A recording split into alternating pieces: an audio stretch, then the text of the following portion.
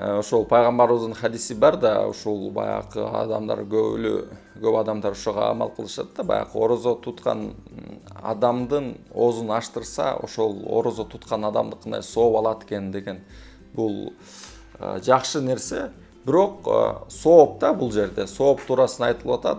Ал эми баягы мусулман катары мүмкүнчүлүгү бар, ден соолугу жакшы адамдар ар бири өзү орозо тутуп кармасу керек да. Кудай Тааланын алдындагы милдеттен алар кутулган жок. Сооп ишти кылып атат, жакшы, башка бирөөлөргө баягы кайрымдуулук кылып, оозун ачтырып. Бул жакшы нерсе. Бирок ошол эле учурда эгер орозо тутпай жүргөндөр болсо, ошонун арасында ооз ачыргандардын албетте алар аракет кылуусу керек ооз ачырганга. Бул жакшы нерсе да. Бул баягы